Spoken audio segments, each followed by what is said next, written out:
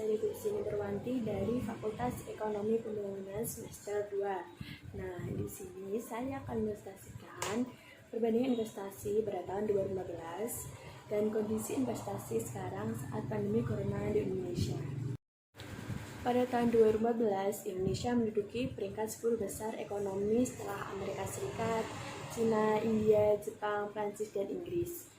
Berdasarkan Gross Domestic Product, berdasarkan labor yang sama, GDP Indonesia mencapai 2058,1 miliar US dollar dan per kapita mencapai 8.539 US dollar.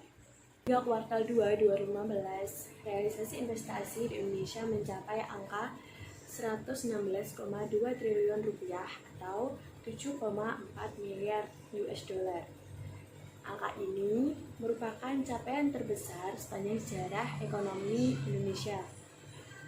Badan Koordinasi Penanaman Modal atau BKPM memaparkan realisasi investasi dibandingkan dengan kuartal sebelumnya naik 9%.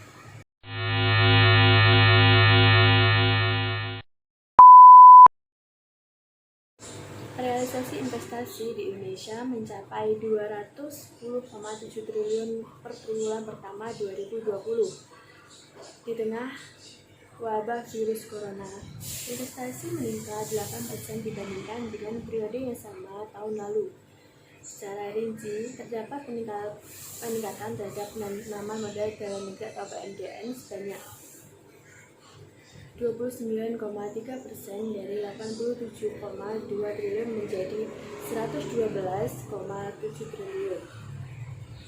Sementara penanaman modal asing atau PMA menurun 9,2% menjadi 98,0 triliun dari periode yang sama pada tahun sebelumnya. Peningkatan juga terjadi pada penyerapan tenaga kerja. Penyerapan tenaga kerja dari investasi ke Indonesia mencapai 300.385 orang per kuartal 1 2020. Angka ini naik 28,75% dari kuartal 1 yang menyerap 235.401 tenaga kerja. Penyerapan terbesar terdapat dari penanaman modal asing atau PMA, banyak 151.919 tenaga kerja, sementara penanaman modal dalam negeri atau PMDN sebanyak 151.166 tenaga kerja.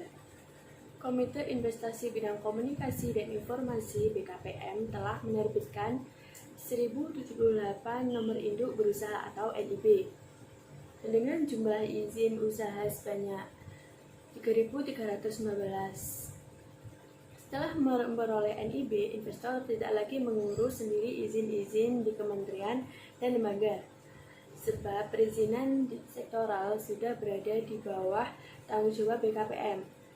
Di sisi lain, pemerintah dan regulator sistem keuangan telah mengeluarkan sejumlah stimulus guna membantu masyarakat dunia usaha melewati masa-masa sulit akibat pandemi virus corona.